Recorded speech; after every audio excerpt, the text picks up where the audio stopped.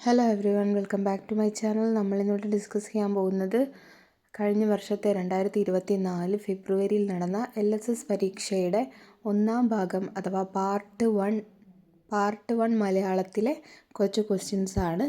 അപ്പോൾ ചാനൽ ആദ്യമായിട്ട് കാണുന്നവരാണെങ്കിൽ ചാനൽ ഇഷ്ടപ്പെട്ടിട്ടുണ്ടെങ്കിൽ സബ്സ്ക്രൈബ് ചെയ്യുക. അപ്പോൾ ആദ്യത്തെ ചോദ്യം എന്താണ്? ഇതിൽ 1 മുതൽ 12 വരെയുള്ള ചോദ്യങ്ങളാണ് മലയാളത്തിൽ ഉൾപ്പെടുത്തിയിട്ടുള്ളത്. അപ്പോൾ ഞാനത് മുഴുവൻ ക്വസ്റ്റ്യൻസും ഇല്ല, ഞാൻ അടുത്ത വീഡിയോയിൽ അത് അപ്ലോഡ് ചെയ്യുന്നതായിരിക്കും. അപ്പോൾ 11 ചോദ്യങ്ങളാണ് ഇപ്പോൾ ഉൾപ്പെടുത്തിയിട്ടുള്ളത്. അപ്പോൾ ആദ്യത്തെ ചോദ്യം നോക്കാം. കേരളീയ കലകൾ അഭ്യസിപ്പിക്കുന്നതിനും സംരക്ഷിക്കുന്നതിനുമായി സ്ഥാപിതമായ കൽപ്പിത സർവകലാശാല ഏത് എന്നാണ് ചോദ്യം. അപ്പോൾ ഏതാണ് മക്കളെ ആ സർവകലാശാല? അപ്പോൾ കഴിഞ്ഞ തവണ ചോദിച്ച ക്വസ്റ്റ്യനാണ്, നമുക്ക് വീണ്ടും ചോദിച്ചുകൂടാന്നില്ല. അപ്പോൾ കേരളീയ കലകൾ അഭ്യസിപ്പിക്കുന്നതിനും സംരക്ഷിക്കുന്നതിനുമായി സ്ഥാപിതമായിട്ടുള്ള കൽപ്പിത സർവകലാശാലയാണ് ഏതാണ്? കേരള കലാമണ്ഡലം. ഏതാണ്? കേരള കലാമണ്ഡലം. അപ്പോൾ ഉത്തരം എന്താണ്? കേരള കലാമണ്ഡലം. എവിടെയാണ് കേരള കലാമണ്ഡലം സ്ഥിതി ചെയ്യുന്നത്? ചെറുതുരുത്തി, തൃശ്ശൂരാണ്. തൃശ്ശൂർ ജില്ലയിലാണ് കേരള കലാമണ്ഡലം സ്ഥിതി ചെയ്യുന്നത്. അടുത്ത എന്താണ്? താളും തകരയും എന്ന പാഠം ഏത് കൃതിയിൽ നിന്നും എടുത്തിട്ടുള്ളതാണ്? താളും തകരയും എന്ന പാഠം ഏത് കൃതിയിൽ നിന്നാണ് എടുത്തത്? താളും തകരയും എടുത്തത് ഏതിൽ നിന്നാണ്? കൈയെഴുത്തും തലയിലെഴുത്തും. ഏത് കൃതിയാണ്? കൈയെഴുത്തും തലയിലെഴുത്തും.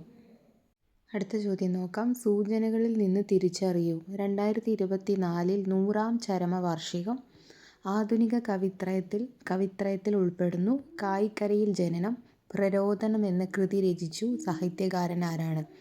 ആധുനിക കവിത്രയത്തിൽ ഉൾപ്പെടുന്ന ആളാണ്. 2024 100ാം ചരമവാർഷികമായിരുന്നു. അദ്ദേഹം ജനിച്ചത് കായിക്കരയിലായിരുന്നു. അദ്ദേഹത്തിൻ്റെ ഒരു പ്രശസ്തമായ കൃതിയാണ് പ്രരോദനം. ആരാണ് അദ്ദേഹം? കുമാരനാശാൻ. ആരാണ്? കുമാരനാശാൻ. ഇത്ര ഞാൻ അവിടെ എഴുതിയിട്ടുണ്ട്. അടുത്ത ചോദ്യം എന്താണ്? അക്ഷരമാലാക്രമത്തിൽ എഴുതുക. കുറച്ച് വാക്യങ്ങൾ അവിടെ തന്നിട്ടുണ്ട്. വൈദേശികം, വിജ്ഞാനം, വൃഷ്ടി, വേനൽ. ഇവയൊക്കെ നമ്മൾ എന്താക്കണം? അക്ഷരമാലാക്രമത്തിൽ വേണം എഴുതാൻ. അപ്പോൾ ആദ്യം ഏതായിരിക്കും വരിക മക്കളെ? അതിൻ്റെ ഓർഡർ ഞാൻ എഴുതിയിട്ടുണ്ട്. ആദ്യം ഏതാണ്? വിജ്ഞാനം, രണ്ടാമത്തത് വൃഷ്ടി, മൂന്നാമത്തത് വേനൽ, നാലാമത്തത് വൈദേശികം. ഇങ്ങനെയാണ് അക്ഷരമാലാക്രമത്തിൽ മുകളിൽ കൊടുത്ത വാക്കുകളൊക്കെ എഴുതേണ്ടത്. അടുത്ത ചോദ്യം നോക്കാം. പിരിച്ചെഴുതുക. മടിയിലിരുത്തി എന്ന വാക്കാണ് നമ്മൾ പിരിച്ചെഴുതേണ്ടത്. അപ്പോൾ അതെങ്ങനെ നമുക്ക് എഴുതാം? മടിയിൽ പ്ലസ് ഇരുത്തി. എങ്ങനെ എഴുതാം? മടിയിലിരുത്തി എന്നുള്ളത് മടിയിൽ പ്ലസ് ഇരുത്തി. എങ്ങനെയാണ്? മടിയിലിരുത്തി. അപ്പോൾ എങ്ങനെയാണ് പിരിച്ചെഴുതേണ്ടത്? നമുക്ക് അടുത്ത ചോദ്യം നോക്കാം. 5 ചോദ്യങ്ങളാണ് നമ്മൾ ഫസ്റ്റത്തെ പേജിൽ ഡിസ്കസ് ചെയ്തത്. അടുത്ത ചോദ്യം നോക്കാം. 6 മുതൽ 10 വരെയുള്ള ചോദ്യങ്ങൾക്ക് ഉത്തരങ്ങൾ തന്നിട്ടുള്ളവയിൽ നിന്നും തിരഞ്ഞെടുത്ത് എഴുതുക. ഓരോന്നിനും ഓരോ സ്കോറാണ്. അപ്പോൾ 1 മാർക്കാണ്. അപ്പോൾ തന്നിരിക്കുന്ന ക്വസ്റ്റ്യനിൽ 4 ഓപ്ഷൻസ് തന്നിട്ടുണ്ട്, ABCD എന്ന് പറഞ്ഞിട്ട്. അപ്പോൾ ആ ഓപ്ഷൻസ് നിന്നാണ് നമ്മൾ ആൻസർ തിരഞ്ഞെടുക്കേണ്ടത്. എന്നിട്ട് നമ്മൾ അവിടേക്ക് എഴുതി കൊടുത്താൽ നിങ്ങൾക്ക് 1 മാർക്കാണ് ലഭിക്കുന്നത്. അപ്പം താഴെ കൊടുത്തിരിക്കുന്ന എല്ലാ പദങ്ങളും ശരിയായി എഴുതിയ കൂട്ടം ഏത്? അപ്പോൾ എഴുതിയതിൽ വന്ന എന്തെങ്കിലും മിസ്റ്റേക്സ് ഉണ്ടോ നമ്മൾ കണ്ടുപിടിക്കണം. അപ്പോൾ ഏതാണ് ശരി എന്നാണ് നോക്കുന്നത്. ഓപ്ഷൻ എ വന്ദിക്കുക, അബ്ദം, അന്തരംഗം, മൃഷ്ടാന്നം. ഓപ്ഷൻ ബി വന്ദിക്കുക, അബ്ദം, അന്തരംഗം, മൃഷ്ടാന്നം. അത് നിങ്ങൾക്ക് നോക്കിയാൽ മനസ്സിലാവും. എഴുതിയതിൽ കുറച്ച് മിസ്റ്റേക്സ് വ്യത്യാസങ്ങൾ വന്നിട്ടുണ്ട്. ഓപ്ഷൻ സി എന്ന് പറയുന്നത് വന്ദിക്കുക, അബ്ദം, അന്തരംഗം, മൃഷ്ടാന്നം. പക്ഷേ നമ്മൾ അബ്ദം എഴുതിയത് ഓപ്ഷൻ ബിയും ഓപ്ഷൻ സിയും തമ്മിൽ വ്യത്യാസമുണ്ട്. ഇനി ഓപ്ഷൻ ഡി നോക്കൂ. വന്ദിക്കുക, അബ്ദം, അന്തരംഗം, മൃഷ്ടാനമാണ്. ഇതുവരെ നം ആയിരുന്നു, ഇവിടെ മൃഷ്ടാന്നം എന്നാണ് കൊടുത്തത്. അപ്പോൾ മക്കളെ ശരിയായ ഓപ്ഷൻ ഏതാണ്? ശരിയായ ഓപ്ഷൻ എ ആണ് ശരിയായ ഉത്തരം വരുന്നത്. വന്ദിക്കുക, അബ്ദം, അന്തരംഗം, മൃഷ്ടാന്നമാണ് ശരിയായ ഉത്തരം. അപ്പോൾ നമുക്ക് ഓപ്ഷൻ എ ടിക്കറ്റ് കൊടുക്കാം. അതാണ് അങ്ങോട്ട് എടുത്ത് എഴുതേണ്ടത്.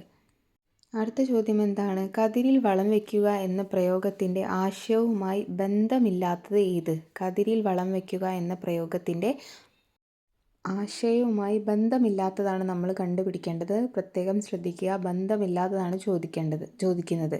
അപ്പോൾ ഓപ്ഷൻ എ എന്താണ്? ചെയ്യേണ്ട സമയത്ത് ചെയ്യേണ്ട കാര്യങ്ങൾ പിന്നീട് ചെയ്യാൻ പ്രയോജനമില്ല.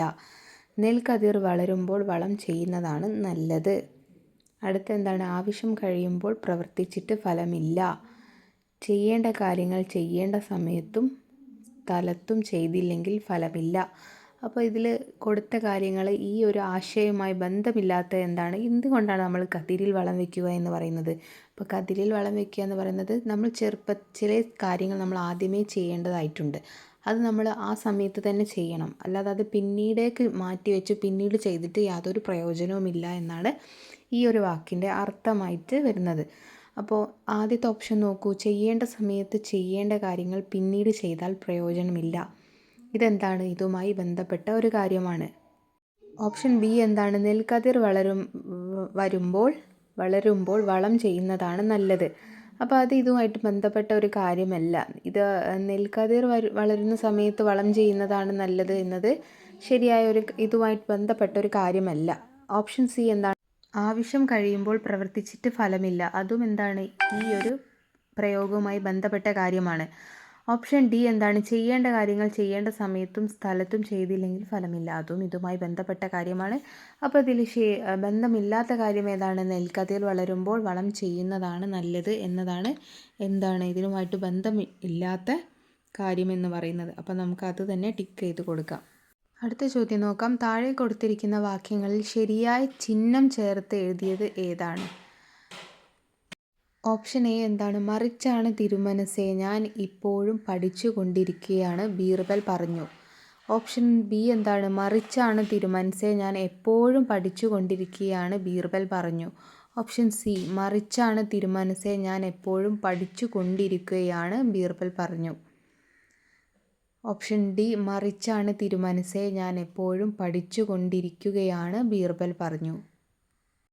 അപ്പോൾ ഇതിൽ ചെറിയ ക്വസ്റ്റ്യൻസ്, ഈ ഒരു ക്വസ്റ്റ്യനിൽ നമുക്ക് എന്തൊക്കെ കാര്യങ്ങൾ ശ്രദ്ധിക്കണം? ഇവിടെ ഈ ഒരാൾ പറയുന്ന കാര്യമാണല്ലേ. അപ്പോൾ അത് നമ്മളൊരു ഇൻവേർട്ടഡ് കോമയിലാണ് തുടങ്ങിയത്, അത് അവസാനിക്കുന്നതും ഇൻവേർട്ടഡ് കോമയിലാണ് നോക്കണം.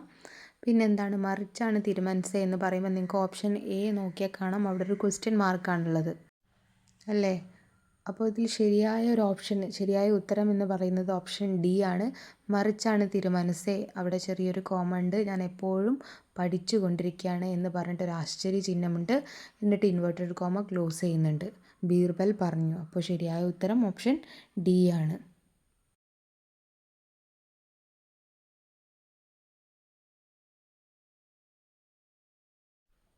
അടുത്ത ക്വസ്റ്റ്യൻ നോക്കാം. വിചിത്രം എന്ന വാക്കിൻ്റെ അർത്ഥമായി വരാത്തത് ഏതാണ്? വിചിത്രം എന്ന് പറഞ്ഞാൽ എന്താണ്? കുറച്ചും കൂടി വ്യത്യസ്തമായത് എന്ന് അർത്ഥം വരും. പ്രസിദ്ധം, പല നിറം, മനോഹരം, അത്ഭുതകരം. വിചിത്രം എന്ന് പറഞ്ഞാൽ എന്താണ്? വ്യത്യസ്തമായത്. അപ്പോൾ നമുക്ക് അതുമായി അർത്ഥം വരാത്തതാണ് വേണ്ടത്. അപ്പോൾ പല നിറം വിചിത്രമാണല്ലേ, പല നിറത്തിലുണ്ടെങ്കിൽ അതൊരു വിചിത്രമായ കാര്യമാണ്. മനോഹരം അതിൻ്റെ അർത്ഥമായി വരുന്നതാണ്. അത്ഭുതകരവും അതിൻ്റെ അർത്ഥമായി വരുന്നതാണ്. ഇതിൽ ഉത്തരം വരുന്നത് ഏതാണ്? ഓപ്ഷൻ എ എന്താണ്? പ്രസിദ്ധമാണ്. ഈ വാക്കിൻ്റെ അർത്ഥമായി വരാത്തത് പ്രസിദ്ധമാണ്. ഈ രണ്ടാമത്തെ പേജിലെ 10ാമത്തെ ചോദ്യമാണ് അവസാനത്തെ ചോദ്യം. കഥകളിയിൽ പച്ചവേഷത്തിൽ പെടാത്ത കഥാപാത്രം ഏതാണ്? കഥകളിയിൽ പച്ചവേഷത്തിൽ പെടാത്ത കഥാപാത്രം ഏതാണ്? ദമയന്തിയാണ്. ഏതാണ് ഉത്തരം? ദമയന്തി. ബാക്കിയൊക്കെ പച്ചവേഷത്തിൽ ഉൾപ്പെടുന്ന കഥാപാത്രങ്ങളാണ്. കഥകളിയിൽ പച്ചവേഷത്തിൽ ഉൾപ്പെടാത്ത കഥാപാത്രം ഏതെന്ന് ചോദിച്ചാൽ അത് ദമയന്തിയാണ്. അപ്പോൾ ദമയന്തി ഞാൻ അവിടെ ടിക്ക് ചെയ്തിട്ടുണ്ട്, മക്കൾ ശ്രദ്ധിക്കുക. അടുത്ത ചോദ്യം എന്താണ്? പി മധുസൂദനൻ്റെ ശലഭത്തിൻ്റെ ലോകം എന്ന കവിതയിലെ ഏതാനും വരികളാണ് താഴെ തന്നിട്ടുള്ളത്. അപ്പോൾ ഇതൊക്കെ വായിച്ചിട്ട് താഴെ കൊടുത്ത 3 ഉത്തരങ്ങളുണ്ട്, ABC എന്ന് പറഞ്ഞിട്ട്. അപ്പോൾ അതിന് നമ്മൾ ഉത്തരം തയ്യാറാക്കണം. കൂടാതെ ആസ്വാദനക്കുറിപ്പ് തയ്യാറാക്കാനും കൂടി ചോദിച്ചിട്ടുണ്ട്.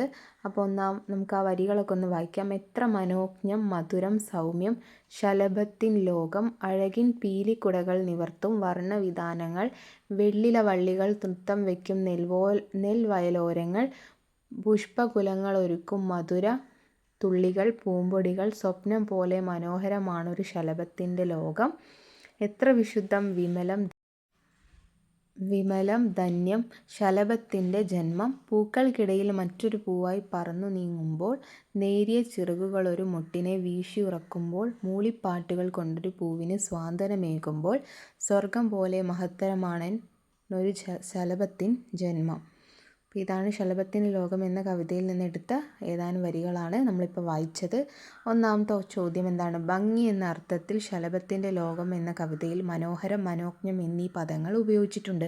ഇതേ അർത്ഥത്തിൽ കവിതയിൽ പ്രയോഗിച്ചിരിക്കുന്ന മറ്റൊരു വാക്ക് ഏതാണെന്ന് നിങ്ങൾ കണ്ടുപിടിക്കുക. അതാണ് ചോദ്യം. അപ്പോൾ എന്താണ് വരുന്നത്? ഭംഗി എന്ന അർത്ഥമാണ് വരുന്നത്. അപ്പോൾ നമുക്ക് നോക്കാം ഏതാണ് ഭംഗി എന്ന് പറഞ്ഞാൽ എന്താണ്? ഭംഗി, മനോജ്ഞം ഒക്കെ ഇവിടെ പറഞ്ഞിട്ടുണ്ട്. നമുക്ക് എന്തെടുക്കാം? അഴക് അല്ലേ? അഴക് എന്ന് എടുക്കാം. അഴക് എന്ന് എഴുതി കൊടുത്തിട്ടുണ്ട്. അടുത്ത ചോദ്യം എന്താണ്? 4ാം ക്ലാസ്സിലെ മലയാളം പാഠപുസ്തകത്തിൽ ശലഭങ്ങളുടെ മനോഹാരിത വർണ്ണിക്കുന്ന കുട്ടിയും തള്ളയും എന്ന കവിത നിങ്ങൾ പഠിച്ചല്ലോ.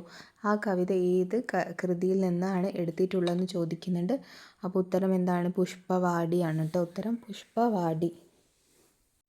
അടുത്ത ചോദ്യം, മുകളിലെ കവിതയുടെ ആസ്വാദനക്കുറിപ്പ് തയ്യാറാക്കുക. അപ്പോൾ ആസ്വാദനക്കുറിപ്പ് മക്കൾ തയ്യാറാക്കണം. അതിന് വേണ്ട സ്റ്റെപ്സും കാര്യങ്ങളൊക്കെ ഡീറ്റെയിൽ ആയിട്ട് മക്കൾ പഠിച്ചിട്ടുണ്ടാവും.